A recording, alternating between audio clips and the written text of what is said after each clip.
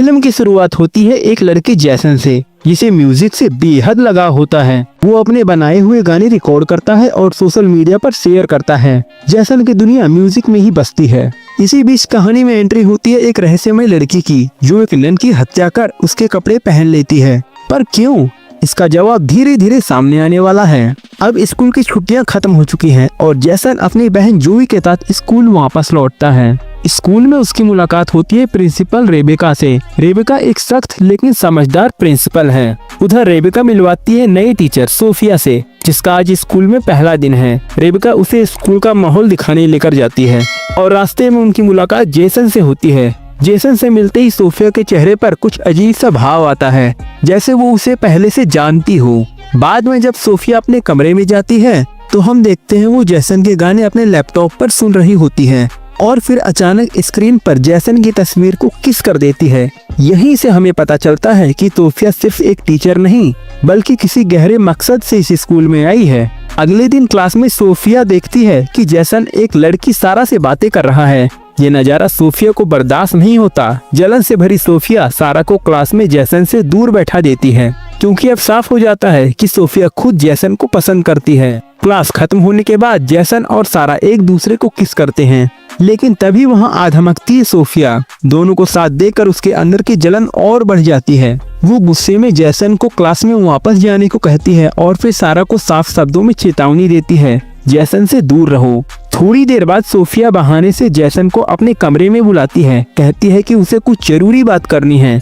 लेकिन जब जेसन कमरे में पहुंचता है तो देखता है कि सोफिया जानबूझकर अपने कपड़े बदल रही है। यह सब सोची समझी चाल होती है ताकि वो जेसन को अपनी तरफ खींच सके। लेकिन जेसन जैसे ही उसे इस हाल में देखता है, वो बिना कुछ कहे वहां से चला जाता है। हालांकि ये देखकर भी सोफिया अंदर से काफी खुश होती है, क्योंकि उसका प्लान काम करने लगा था। जेसन का प्लान काम कर रहा था और अब वीकेंड पर वो अपने घर जा रहा था। तभी रास्ते में उसे सारा मिलती है। दोनों की बातचीत चल रही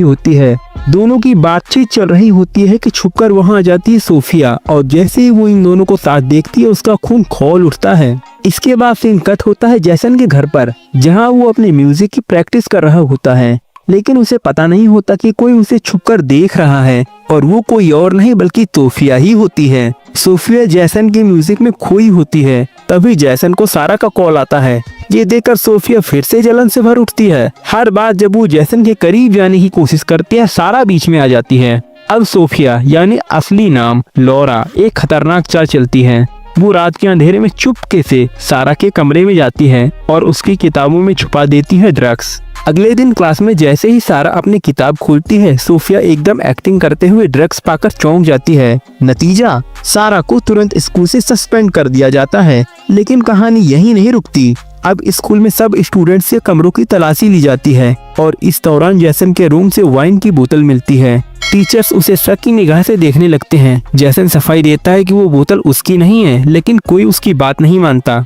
अब जेसन को भी सस्पेंड किया जाने वाला होता है, लेकिन तभी बीच में आती है सोफिया, एक नायक की तरह नहीं बल्कि चालाक शिकारी की तरह। वो कहती है जेसन को सस्पेंड मत करो, बल्कि उसे सजा के तौर पर स्कूल की सिस्टर्स की मदद करने दो। स्कूल मान जाता है, लेकिन असलियत ये होती है कि वो वाइन की बोतल सोफिया ने ही जेसन के कमरे में रखी थी।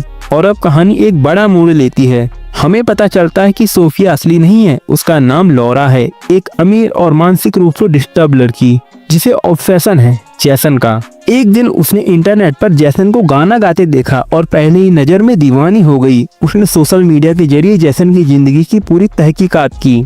उसे पता चला कि जेसन के स्कूल में सोफिया नाम की एक नई टीचर आने वाली है। बस फिर क्या था, लॉरा असली सोफिया से मिलती है और उसे मार डालती है। अब वो खुद बन जाती है सोफिया और इसी पहचान के साथ जेसन के स्कूल में दाखिल हो जाती है, सिर्फ एक ही मकसद के साथ, जेसन को हासिल करना। वीकेंड की शुरुआत हो चुकी थी और स्कूल के ज्यादातर स्टूडेंट्स अपने अपने घर जा चुके थे, लेकिन जेसन को स्कूल में ही रुकना पड़ा, क्योंकि उसे अपनी सजा के तहत स्कूल की सफाई करनी थी। जेसन अकेला हॉल की सफाई कर रहा था, तभी वहां आती है सोफिया। वो मदद करने का बहाना बनाकर उसके साथ काम में हाथ पटाने लगती है, लेकिन उसकी नजरें कुछ और ही कह रही थी। वो धीरे धीरे खुद को जेसन की ओर करीब लाने की कोशिश करती है। रात को जब जेसन अपने कमरे में आराम कर रहा था, तभी अचानक सोफिया वहां आ जाती है। वो जेसन के पास बैठती है और उसके साथ कुछ ऐसा रिश्ता बनाने की कोशिश करती है जो एक टीचर और स्टूडेंट के बीच नहीं होना चाहिए। जैसन शुरुआत में असहज महसूस करता है, लेकिन धीरे धीरे वो उसकी बातों में आ जाता है। अगली सुबह जैसन को अपनी गलती का एहसास होता है। उसे खुद पर अफसोस हो रहा था कि उसने वो सीमा लांघ दी जो नहीं लांघनी चाहिए थी। जब जैसन कमरे में मौजूद नहीं था, सोफिया फिर से वहां आती है और इस बार वो उसके पर्सनल सामान को छूने और महसूस करने लगती है। उसका जुनून अब हदें पार कर रहा था। इधर कहानी एक और मोड़ लेती है। क्लास में टेस्ट हो रहा था और जैसन की बहन जोई को बहुत कम नंबर मिलते हैं। वो मायूस हो जाती है, लेकिन तभी सोफिया उसे दिलासा देती है कि वो उसे एक रीटेस्ट का मौका देगी। जोई इससे काफी खुश हो जाती है। रीटेस्ट वाले दिन जोई जैसे ही क्लास में जाती है, उसे वहाँ आंसर शीट पहले से ही रखी हुई मिलती है। वो उसे देखने लगती है, लेकिन तभी वहाँ पहुँचती है सोफिया और उसे रंगे हाथों पकड़ लेती है। असल में ये सब सोफिया की ही चाल थी। उसने जानबूझकर आंसर शीट वहाँ रखी थी ताकि जोई को फंसाया जा सके।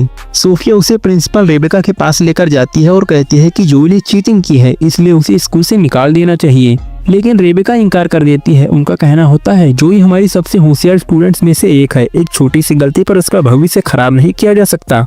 इसके बाद सीन शिफ्ट होता है चर्च की ओर, जहां जैसन अपने अंदर के पछतावे को बाहर निकालने आया था। लेकिन वहां भी सोफिया पहुंच जाती है और एक बार फिर वो जैसन के करीब आने की कोशिश करती है। कहानी में अब हल्का सा बदलाव आता है। कुछ दिनों बाद सारा जैसन को अपने घर एक पार्टी के लिए बुलाती है। पार्टी में जैसे ही सारा जैसन के करीब आने की कोशिश करती है, जैसन को सोफिया की झलकी दिखने लगती है। वो खुद को रोकता है और पार्टी से बाहर चला जाता है। बाहर वो अकेले बैठा और खुद में उलझा हुआ था। तभी एक पुलिस ऑफिसर उसके पास आता है।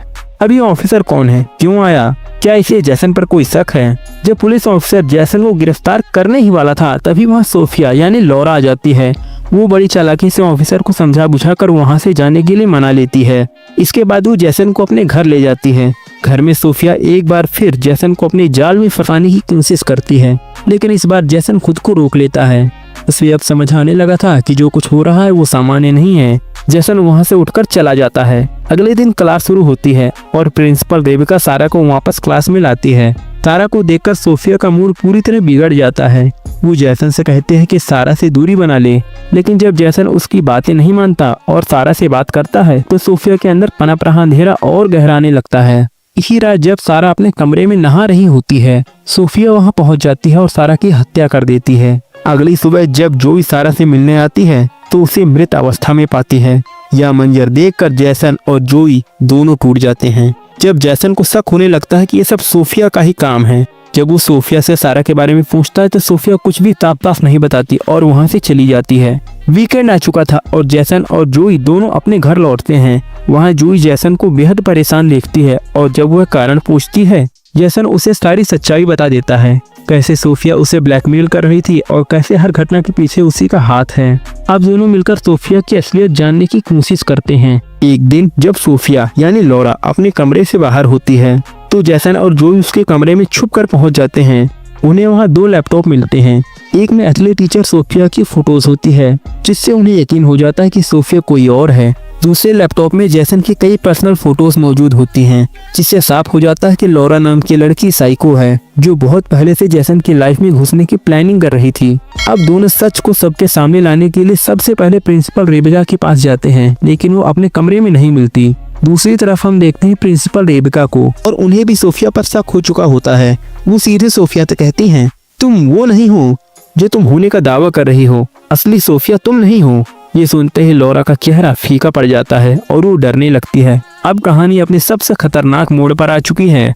जब प्रिंसिपल रेबेका को सोफिया यानी लौरा की सच्चाई का पता चलता है, वो तुरंत पुलिस को कॉल करने लगती हैं, लेकिन इससे पहले कि कॉल पूरी हो पाती, लौरा रेबेका पर हमला कर देती है। उधर दूसरी तरफ जैसन और जोई प्रिंसिपल को ढूंढते हुए उसी ओर आ रहे थे। इन्हीं सामने लौरा मिलती है और जोई सीधे कह देती है कि हमें पता चल चुका है कि तुम असली सोफिया नहीं हो और अब हम ये बात सबको बताएंगे। इतना सुनते ही लौरा का चेहरा बदल जाता है और जैसे ही दोनों जाने लगते हैं, वो पीछे से जोई पर हमला कर देती है। अब स्थिति और गंभीर हो जाती है। लौरा जोई को नुकसान पहुंचाने ही वाली थी कि तभी प्रिंसिपल रेबेका, जो अभी जिंदा थी लेकिन गंभीर रूप से घायल थी, वहां आ जाती हैं। अब लौरा जोई को छोड़कर रेबेका पर टूट पड़ती है और उनका दम घोंटने की कोशिश करती है, लेकिन तभी जैसन एक स्क्रू ड्राइवर उठाकर लौरा पर हमला कर देता है। लौरा वहीं पर ढेर हो जाती है।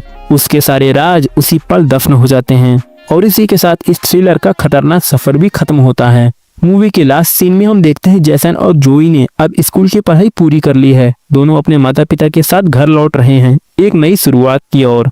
और इसी के साथ ये रहस्यमय, इमोशनल और थ्रिल से भरी कहानी यहीं पर समाप्त होती है। अगर आपको ये वीडियो पसंद आया हो तो मूवी संसार को लाइक और सब्सक्राइब जरूर करना और एंड स्क्रीन पर दिखने वाली वीडियो को बिल्कुल भी मिस मत करना, ये भी आपको काफी पसंद आएगी।